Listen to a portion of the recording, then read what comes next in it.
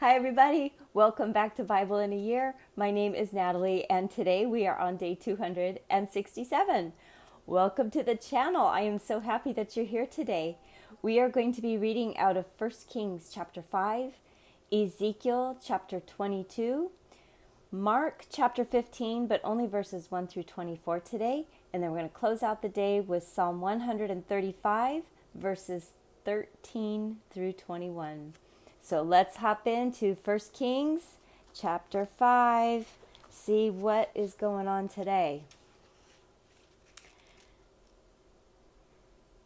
All right, so Hiram, king of Tyre, sent his servants to Solomon, for he had heard that they had anointed him king in the place of his father, and Hiram had always loved David.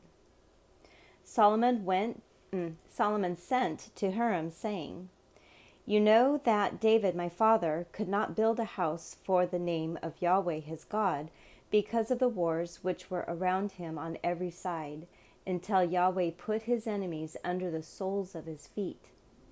But now Yahweh my God has given me rest on every side. There is no enemy and no evil occurrence. Behold, I intend to build a house for the name of Yahweh my God, as Yahweh spoke to David my father, saying, Your son, whom I will set on your throne in your place, shall build the house for my name. Now therefore command the cedar trees be cut for me out of Lebanon. My servants will be with your servants, and I will give you wages for your servants according to all that you say. For you know that there is nobody among us who knows how to cut timber like the Sidonians." When Hiram heard the words of Solomon, he rejoiced greatly and said, "Blessed is Yahweh today, who has given to David a wise son to rule over his great people."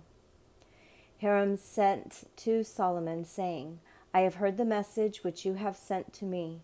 I will do all you desire concerning timber of cedar, and concerning cypress timber. My servants will bring them down from Lebanon at the sea, and I will make them into rafts to go by the sea to the place that you specify to me, and will cause them to be broken up there, and you will receive them. You will accomplish my desire in giving food for my household."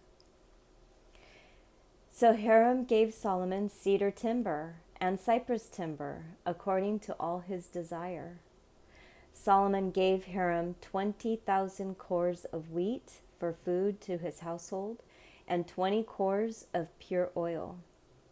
Solomon gave this to Hiram year by year, and Yahweh gave Solomon wisdom as he promised him. There was peace between Hiram and Solomon, and the two of them made a treaty together. King Solomon raised a levy out of all Israel, and the levy was 30,000 men. He sent them to Lebanon, 10,000 a month by courses. For a month they were in Lebanon, and 2 months at home. And Adoniram was over the men subject to forced labor.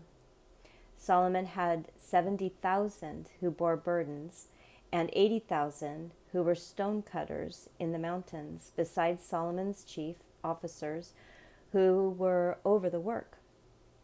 3,300 who ruled over the people who labored in the work. The king commanded, and they cut out large stones, costly stones, to lay the foundation of the house with worked stone. Solomon's builders and Hiram's builders and the Gebalites cut them and prepared the timber and the stones to build the house. And so it begins. All right, Ezekiel chapter 22.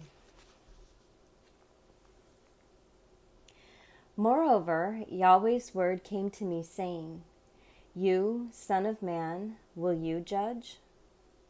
Will you judge the blood city? Then cause her to know all her abominations.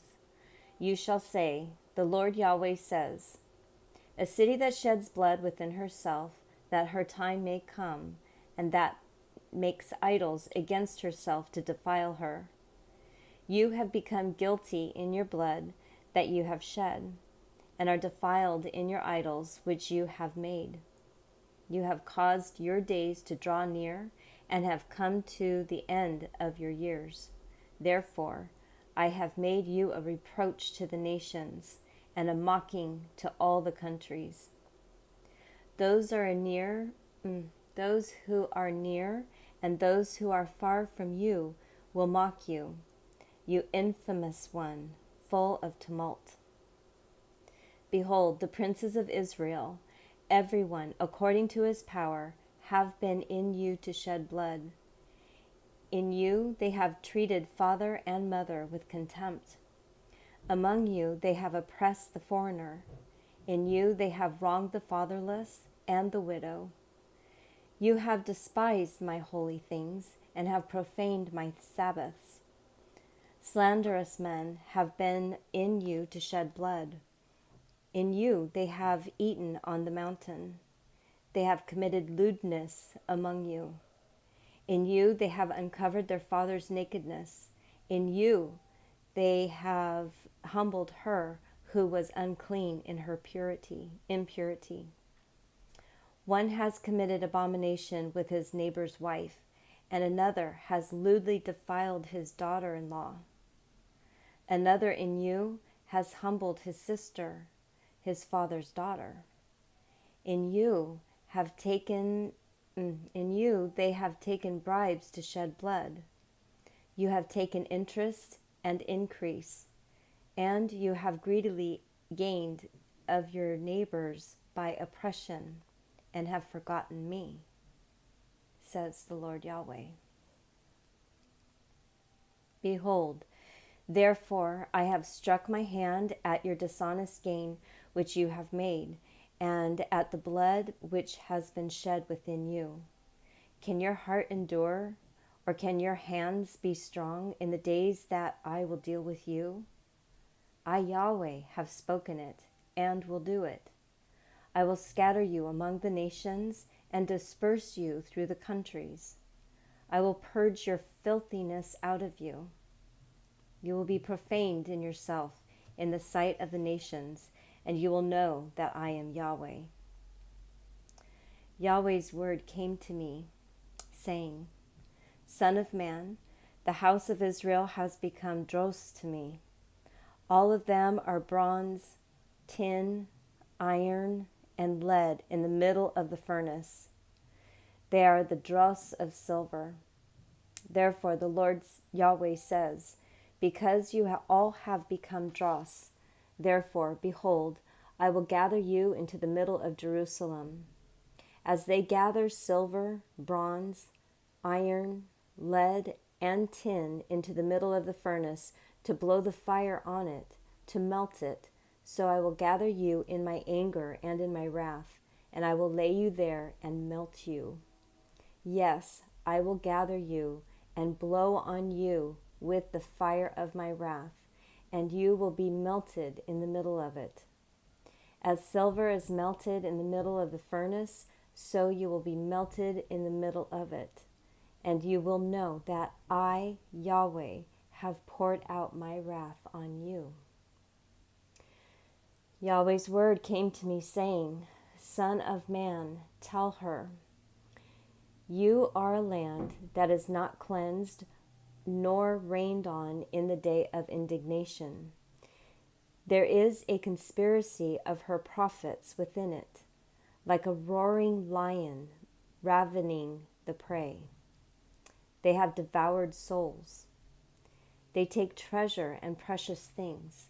They have made many widows within it. Her priests have done violence to my law and have profaned my holy things.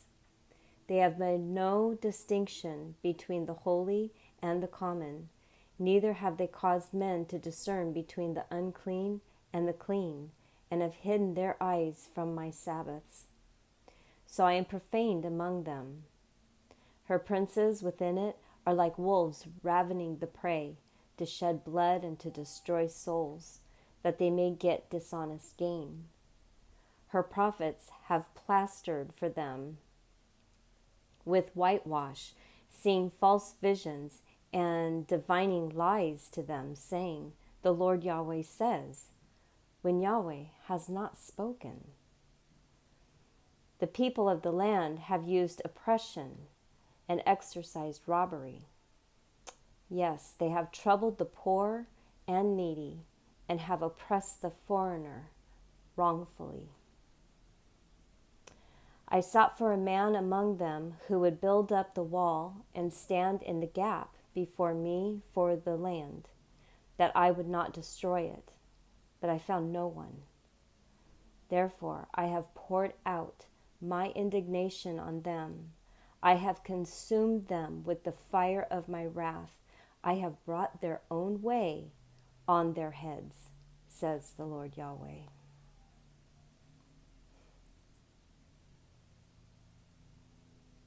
I feel like I'm reading the morning paper. And for the younger ones that are watching right now, we used to get a newspaper every single day. This was before cell phones. I'm kidding. Oh my goodness. Okay. No, that's those words are very, very heavy in Ezekiel, and I don't mean to make light of it. It's just it is very familiar. Very familiar. Do we need to go back over it? Do we need to go back over it? Let's just do a little bit. Let's do verse 29. The people of the land have used oppression and exercised robbery. Yes, they have troubled the poor and the needy, and they have oppressed the foreigner wrongfully. That's just one verse. And times have not changed, unfortunately. Mark 15, verses 1 through 24. Here we go. Immediately in the morning, the chief priests with the elders, scribes, and the whole council held a consultation, bound Jesus, carried him away, and delivered him up to Pilate. Pilate asked him, "Are you the king of the Jews?" He answered, "So you say." The chief priests accused him of many things. And Pilate asked him again, "Have you no answer? See how many things they testify against you?" But Jesus made no further answer, so that Pilate marveled. Now at the feast he used to release to them one prisoner, whomever they asked for. There was one called Barabbas, bound with his fellow insurgents, men who in the insurrection had committed murder. The multitude, crying aloud, began to ask him to do as he always did for them. And Pilate answered them, saying, "Do you want me to release to you the king of the Jews?" For he perceived that for envy of the chief priests had delivered him up. But the chief priests stirred up the multitude, that he should release Barabbas to them instead. Pilate again asked them, "What then should I do with him whom you call King of the Jews?" And they cried out again, "Crucify him." Pilate said to them, "Why? What evil has he done?" But they cried out exceedingly, "Crucify him." Pilate, wishing to please the multitude, released Barabbas to them and handed over Jesus, when he had flogged him, to be crucified. The soldiers led him away within the court, which is the praetorium, and they called together the whole cohort. They clothed him with purple, and weaving a crown of thorns, they put it on him. They began to salute him. "Hail, King of the Jews!" They struck his head with a reed, and they spat on him, and bowing their knees, did homage to him. When they had mocked him, they took the purple cloak off of him and put his own garments on him, and they led him out to crucify him. They compelled one passing by, coming from the country, Simon of Cyrene, the father of Alexander and Rufus, to go with them that he might bear his cross. They brought him to the place called Golgotha, which is, being interpreted, the place of a skull. They offered him wine mixed with myrrh to drink, but he didn't take it. Crucifying him, they parted his garments among them, casting lots on them, what each should take. And we'll have to finish that tomorrow.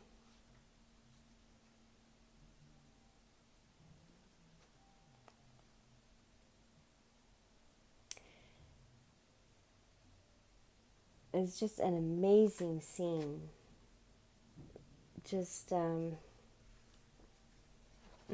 We have Jesus, the Son of God.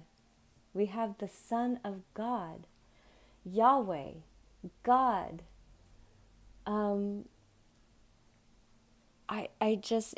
It just kind of puts my brain in a pretzel. How Israel had worshipped God and followed all the laws and did everything they could to stay within the laws of Moses. They absolutely knew that Jesus was coming. It's prophesied in Isaiah at the bare minimum. You've got Isaiah prophesying. And they just didn't see it. And on top of everything else, they are mocking the Son of God.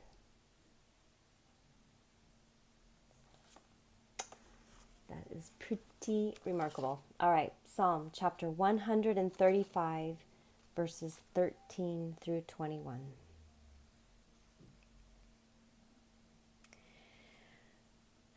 Your name, Yahweh, endures forever. Your renown, Yahweh, throughout all generations. For Yahweh will judge his people and have compassion on his servants. The idols of the nations are silver and gold, the work of men's hands. They have mouths, but they can't speak. They have eyes, but they can't see. They have ears, but they can't hear. Neither is there any breath in their mouths. Those who make them will be like them. Yes, everyone who trusts in them. House of Israel, praise Yahweh. House of Aaron, praise Yahweh. House of Levi, praise Yahweh. You who fear Yahweh, praise Yahweh. Blessed be Yahweh from Zion, who dwells in Jerusalem. Praise Yah.